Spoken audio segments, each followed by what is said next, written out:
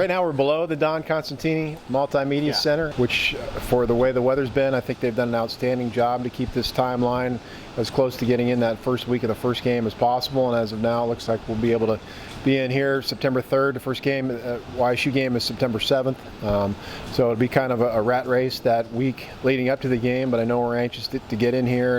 And you know, they've done a great job from once they got this thing going, really in maybe mid-April, I believe, to where it is now. I mean, I remember when we came over here and it was just a big hole filled with mud, and now to have a complete structure with 8 rooms up top and a full-size classroom and, you know, soon to be elevator installed, it's amazing how far they've come in just a short period of time. The new classroom here is going to allow it's going to be a classroom of the future, is what the university brands it as. So it's going to allow a lot of video elements, a lot of video calling, and getting interviews from outside of the university to allow students to get that talking to professionals in the industry into it, and getting that type of contact and understanding of how the real world works outside of academic.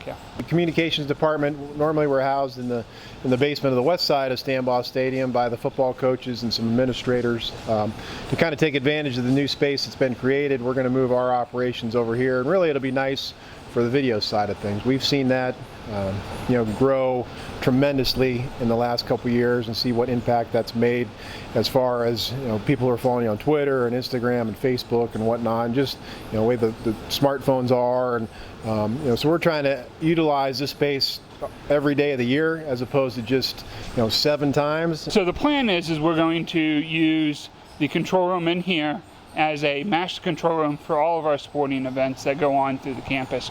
Right now we have a lot of smaller systems spread out between sports.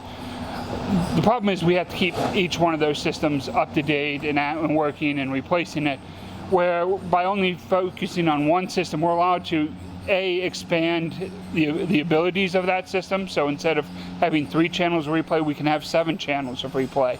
And that will, instead of just in one sport, that's in all the sports now. So sports like softball, where we've never had the ability to even do replay, or soccer, we're going to be able to bring that in probably next year. We've been able to add some loges on the west side, so that's going to accommodate some people that have been waiting for a while, and that's going to bring some revenue into the department that we haven't been able to have because we've had a decent waiting list for a few years. You know, as far as everything else, I mean, it's just the way the east side looks. We always kind of just had a little shack up here for years that was our TV booth, where TV talent came in. I mean, when ESPN came in here in 2006, we played James Madison and Illinois State in the playoffs. They kind of laughed at the whole thing. We said, hey, we're going to change it, and then we didn't change it until this thing.